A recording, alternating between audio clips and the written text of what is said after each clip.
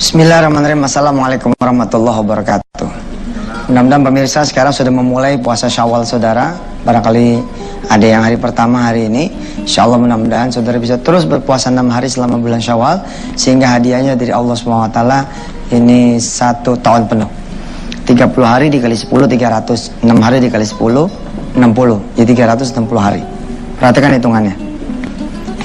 Ramadan ya. Ramadan 30 hari kan. Nah, kalau dikali 10, maka seakan-akan kita berpuasa 300 hari. Supaya kompleto, kita tambah dengan Syawal. Syawal 6 hari.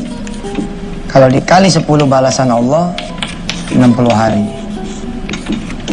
Nah, di sini nih kenapa saudara-saudara kalau puasa Syawal 6 hari, maka seakan-akan saudara puasa sepanjang tahun ini seperti ini. 30 hari dikali 10 300 hari, 6 hari selama Syawal dikali 10 60 hari, totally 360 hari. Subhanallah. Yap. Kita lanjut ya, hadis yang berikutnya. Masih tentang Al-Mulk. Bismillahirrahmanirrahim. An Abi Hurairah an Rasulillah sallallahu alaihi wasallam. Dari Abu Hurairah dari Rasulullah sallallahu alaihi wasallam, inna suratan fil Qur'ani 30 ayatan syafa'at li sahibiha hatta ghufira lahu tabarakalladzi biyadihil mulku. Sesungguhnya ada satu surat di dalam Quran 30 ayat yang akan memberi syafaat kepada pemiliknya. Pemiliknya ini berarti pembacanya, penghafalnya, pemegangnya, pengamalnya, hatta ghufira lahu, sampai dia itu diampuni Allah Subhanahu wa taala, yakni surah Tabarak. Yakni surah Al-Mulk. Jadi kalau saudara-saudara semua megang itu surah Al-Mulk, maka dia akan menjadi syafaat li sahibiha. Nanti saudara, hadis-hadis ini masih perlu ditarjih lagi, ya, masih perlu diteliti, tapi bukan bidang saya meneliti ini. Ini perlu diteliti nanti sama ahli hadis. Insya Allah skor tentang hadis-hadis ini apa dhaif, apa hadis hasan, apa sahih atau hasan sahih atau mutawatir, nanti saudara bisa cek poinnya di www.yusufmansur.com. Jadi mulai dari hadis yang pertama kemarin hari Senin kita bahas tentang ini, bahwa Rasulullah menginginkan sekali surat Tabarak ini ada di semua hati manusia. Lawadittu annaha fi qalbi kulli insanin min ummati ya'ni tabarakalladzi biyadihil mulk. Aku menginginkan sekali, kata Rasulullah, surat ini dihafal oleh semua orang, ada di hatinya, di pikirannya, dibawa terus. Nah, masuk hadis kedua, dan nanti berikutnya bisa dicek nanti skor dari atau nilai dari hadis-hadis tersebut di www.yusufmansur.com. Insyaallah mudah-mudahan. Baik, saya terusin. Percaya atau tidak, saya insyaallah mendawamkan ini Al-Mulk gitu. Ketika punya persoalan, ketika ada kesusahan, kesulitan, emang subhanallah gitu, terasa sekali gitu, manfaatnya tuh terasa gitu, syafaatnya tuh terasa betul. Apalagi ada hadis yang masyhur bahwa iqra'ul Qur'ana ya fa innahu ya'ti syafi'an yaumil qiyamati. Bacalah Al-Qur'an, nanti bakal jadi syafaat buat kita di yaumil qiyamah. Maka syafaat yang kita butuhkan dari bacaan-bacaan kitab suci Al-Qur'an adalah nanti pada saat kita di yaumul hisab, di yaumil qiyamah. Subhanallah. Kita lanjut ya, hadis yang kedua, hadis yang ketiga. Ini hadisnya panjang sekali pemirsa, karena itu saya potong. Jadi saya kasih tanda titik-titik ini karena hadisnya panjang, ada sekumpulan sahabat kemudian datang lalu berhenti di atas satu tanah yang ternyata di dalamnya pekuburan. Ya, kemudian dikisahkan ketika dibacakan itu surat Tabarak, ada sesuatu yang terjadi dengan kuda dan onta mereka semua. Lalu kalimat Rasulullah adalah hiyal mani'atu hiyal munjiyatu tunjihi min adzabil qabri. Surah Al-Mulk ini disebut sama Rasulullah sallallahu alaihi wasallam sebagai al-mani'atu wal munjiyatu, sebagai penghalang dan penyelamat. Dari apa? Dari siksa kubur. Orang Betawi tempo dulu nih percaya banget nih. Pokoknya kalau orang mati dia bawa surah Al-Mulk, orang meninggal dunia dia hafal surah Al-Mulk, nggak ada tuh namanya digencet sama kuburan dia punya tanah. Betul itu. Ada cerita ya, ada seorang sebutlah namanya Agus begitu. Ini meninggal dunia. Agus ini berasal dari keluarga yang kaya raya. Lalu dia pesenlah, dia buksit tuh pekuburan yang VIP punya. Nah ini si Agus yang kaya nih udah mesen nih kuburan yang kaya. Di satu komplek yang sama, ternyata ada Agus dari orang miskin, galangan miskin yang juga meninggal dunia. Yang datang duluan adalah si Agus yang kaya. Nah, si Agus yang kaya ini datang duluan, ya. Kemudian rupanya mungkin karena si penjaga kubur habis nonton bola, bagaimana begitu, dia nggak ngecek lagi. Kuburan yang kaya itu kanan, kuburan yang miskin itu kiri. Nah si Agus yang tadi yang kaya ini kiri. Kan salah kuburan nih, kuburan orang miskin, kuburan orang susah. Nah, tiba-tiba mereka sadar gitu. Wah ini bukan tempat anak saya nih di kubur yang ini. Ini tempat orang miskin nih, tempat kita di kanan sana. Tapi udah tanggung nih, udah rata nih. Udah tanggung, udah rata. Subhanallah pemirsa, ini cerita ya. Diangkat ini apa tanah-tanah bagian atas diangkat baru ditanam. Padahal baru ditanam. Orang juga masih pada di pinggir kubur, masih ada di pinggir makam, baru ditanam. Masya Allah apa yang terjadi pemirsa. Kita saksiin aja dulu yang berikut ini. Lewat dulu silakan. Semua yang dirahmati Allah, saya pribadi sih tidak pernah ya melihat, mendengar langsung jenis-jenis siksa kubur.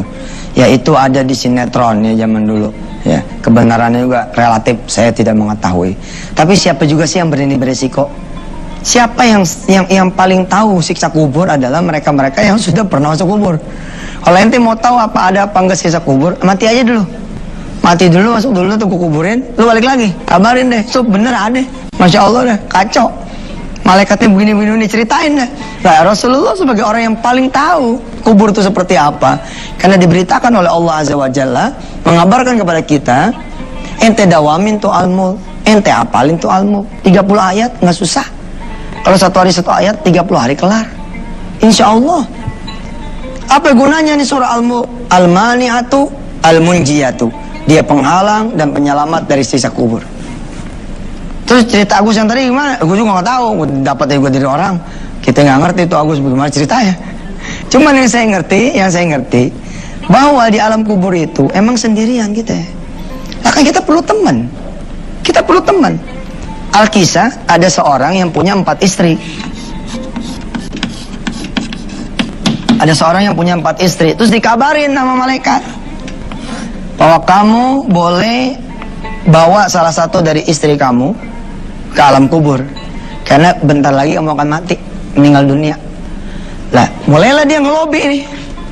Dia lobi istri yang paling cakep nih, istri nomor 4. Ini yang paling muda, paling disayang, paling cakep, paling dimanja, paling dipakein perhiasan, paling diperhatiin, paling bersama-sama terus. Nomor 4 didatengin. Dia sampaikanlah, "Dek, abang nih udah mau masuk kubur, udah mau meninggal dunia. Dan abang boleh bawa salah satu istri dari 4 istri yang abang punya. Bagaimana kalau abang ngajak kamu deh?" Di luar dugaan. Nah, istri nomor 4 ini bilang, "Abang mati-mati aja, jangan bawa-bawa aneh. Abang mati-mati aja, jangan bawa-bawa kita. Gak mau kita dibawa-bawa." Subhanallah. Kecewa nih, si juragan ini kecewa. Padahal dia paling sayang, dia nggak nyangka gitu kalau nggak mau. Dia mulai lobby bini yang ketiga. Apa kata bini yang ketiga? "Bang, saya nganterin sampai kuburan aja deh, sampai tepian kuburan." Jadi umpama kata nih makam gitu, ya, ini batu nisannya gini. Nah dia cuma sampai sini doang nih, bini yang ketiga nih. Nanti kalau abang nanti udah selesai, digali, dikubur, ditanam, diratain, ayo pulang bang, kata yang ketiga.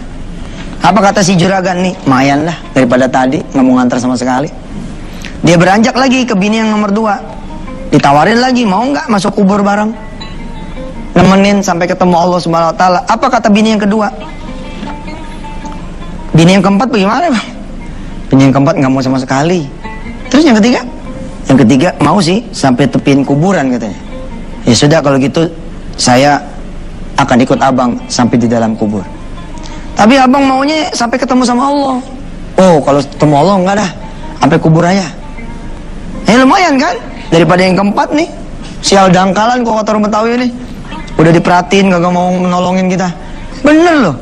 Udah diperhatiin gak mau nolongin kan kita kesel. Coba ente apa punya temen nih, ente kontrakin. Tuh nggak? Ente modalin, ente kasih rumah, begitu ente bangkrut, dia maju, ente datang ke dia, minta tolong, terus ditolak, dimaki-maki lagi. Waduh rasanya gimana? Nih, bini keempat seperti itu kelakuan itu. Mohon maaf nih kalau ada yang bini keempat, mohon maaf bukan berarti nyinggung, ini cerita. Yusuf Mansur lagi cerita. Akhirnya si juragan ini yang punya 4 istri, terpaksa lah datang ke istri yang nomor 1. Ini istri nomor 1, kurus, ceking, nggak pernah kasih makan, nggak pernah kasih minum. Nggak pernah dipakein cincin, nggak pernah dibeliin mobil, nggak pernah diajak ancol, nggak pernah tahu rasanya apa itu apel, nggak pernah pokoknya diperhatiin sama sekali. Tapi di luar dugaan si juragan, apa kata istri nomor 1? Abang bawa saya kemanapun, saya akan ikut. Sebisa mungkin saya akan bela abang nanti di hadapan Allah. Siapa sih istri yang keempat? Dialah dunia. Dialah dunia. Ente punya deposit 300 miliar kayak, ente punya hotel kek, ente punya apartemen kek, nggak ada yang bakal dibawa sama ente mati. Itu dia istri yang keempat. Siapa istri yang ketiga yang ngantar sampai tepian kuburan? Itulah suami saudara, istri saudara, anak saudara, orang tua saudara. 1000 kali kata si abang nih, Neng, kita sehidup semati ya Neng. Tapi begitu senang di kubur kawin lagi dia. 1000 kali kata si istri, Bang, kita sehidup semati. Nggak ada istri yang mau ikut di kubur bersama suami yang meninggal dunia, nggak ada. 1000 kata seorang anak hormat, cinta, taat sama bapak ibunya, mandiin kala hidupnya, nyebokin di kala hidupnya, di akhir tuanya. Tapi begitu ibunya meninggal dunia mah, dia malah bebas, alhamdulillah. Udah nggak ada kita lagi beban, begitu kira-kira. Ini mah jujur nih mah, nggak yang soleh, nggak yang kacau. Pokoknya begitu udah meninggal, subhanallah, alhamdulillah.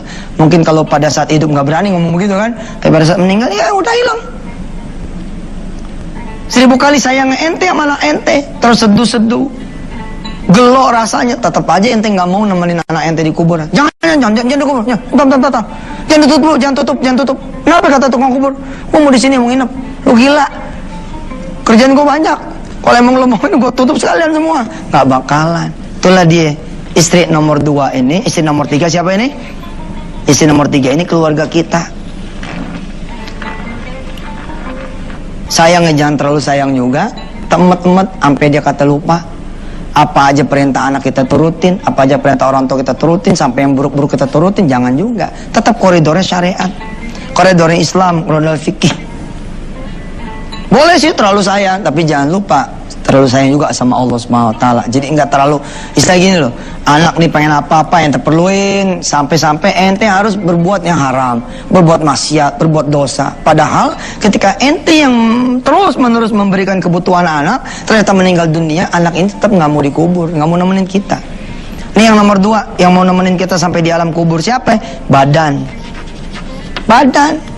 Tapi badan bakalan selesai. Kalaupun dia nggak hancur atas izin Allah, begitu kiamat selesai juga, karena yang dibangkitkan adalah ruhnya. Lalu siapa yang nomor 1? Yang nomor 1 dialah amal. Nah, salah satu amal yang bisa nemenin kita adalah kita ngapalin nih surah Al-Mulk.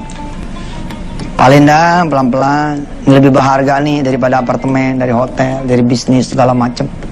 30 ayat nggak banyak. 1 hari 1 ayat, 30 hari 30 ayat, insya Allah ya.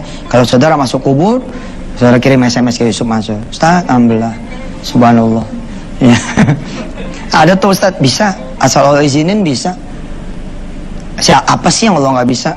Allah bisa itu ngizinin seorang yang udah di alam kubur naik ke atas mengabarkan berita gembira atau berita duka. Subhanallah. Tetap bersama Yusuf Mansur di Wisata Tatian TV. Baik pemirsa, alhamdulillah di segmen 3 ini kita udah sepakati bersama. Segmen 3 kita waktunya ngapal Quran lewat metode one day one ayat. Kita tidak akan membahas tafsirnya di sini karena tafsirnya nanti akan ada di www.yusufmansur.com.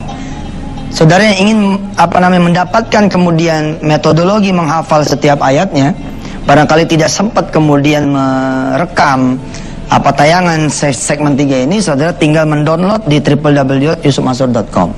Sekaligus saudara, saya harap meregistrasikan diri saudara semua sebagai santri online. Ya. Sebagai santri online, santri digital Yusuf Mansur. Saudara menghafal Quran resmi sebagai muridnya Yusuf Mansur, kira-kira begitu. Saudara tercatat. Kita ngapalin mulai dari Senin kemarin, insya Allah sampai selesainya kita diizinin ada di Antep ini, insya Allah, mudah-mudahan. Insya Allah kalau nanti saudara sudah lewat 50 hari atau 50 ayat, kita akan ngumpul wisuda. Wisuda 50 ayat pertama surah Al-Baqarah. 100 hari juga nanti kita akan wisuda. Insya Allah saya lagi pikirin tepatnya, mudah-mudahan di GBK, di Gelora Bung Karno, insya Allah, mudah-mudahan. Baik, kita ulang dulu ya. Odoa 1 ta'awudz ya, sama odoa 2 basmalah. Dengerin, ikutin.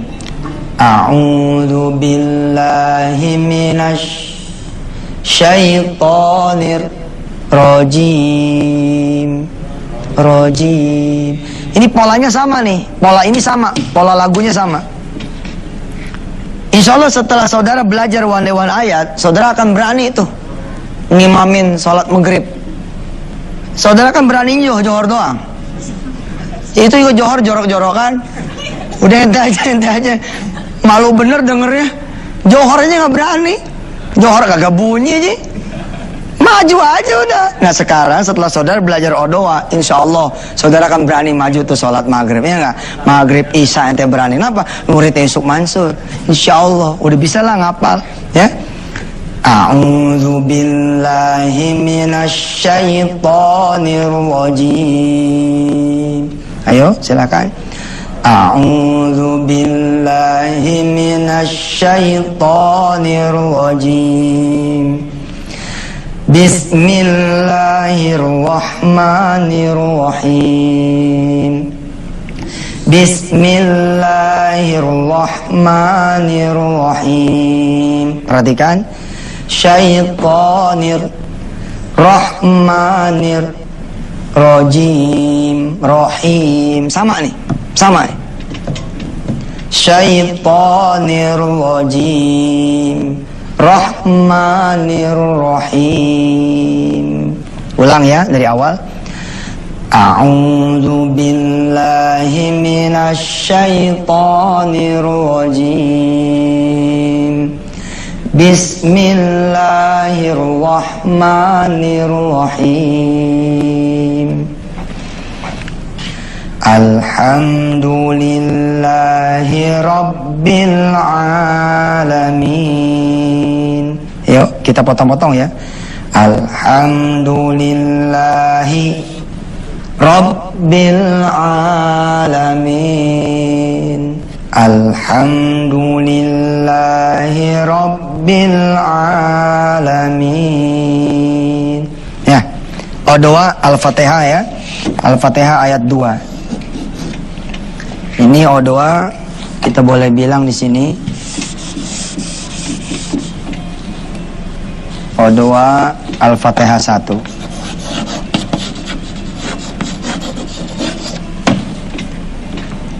Alhamdulillah rabbil alamin arrahmanir rahim maliki yaumiddin iyyaka na'budu wa iyyaka nasta'in ihdinas siratal mustaqim siratal ladzina an'amta 'alaihim ghairil maghdubi 'alaihim waladdallin. Amin. 7 ayat ya. Baik, kita ulang ya. A'udzu billahi minasy syaithanir rajim. Bismillahirrahmanirrahim. Alhamdulillahi rabbil alamin. Dah. Insyaallah ya. Bisa ya? Bisa lah. Ustadz emang udah hafal. Emangnya udah hafal. Tapi kan ente mesti latihan bacanya. Ntar maghrib jadi imam nih. Tapi jangan cuma segini nih. Jadi imam. Alhamdulillahi rabbil alamin. Allahu akbar. Wah, orang pada ribut nar. Kok cuma segitu loh? Belajar baru segitu. Ya enggak lah, tetep lah sampai waladhdallin. Kitanya yang baru belajar sampai sini. Nah, saudara yang pengen tahu tafsirnya bagaimana? Saudara yang pengen tahu tafsirnya apa dari a'udzu? tafsirnya apa dari bismillah, ceritanya apa aja seputar ini, dan ayat yang kemudian alhamdulillahirrahmanirrahim bisa saudara akses di www.yusufmansur.com. Tapi saudara tidak akan bisa mengakses www.yusufmansur.com tanpa melakukan registrasi santri online. Jadi saudara harus daftar dulu nih menjadi santri online. Manallah ya. Mudah-mudahan sampai ketemu di Wisuda Akbar 50 ayat pertama suratul Baqarah. Saya Yusuf Mansur, sampai ketemu lagi besok. Wassalamualaikum warahmatullahi wabarakatuh.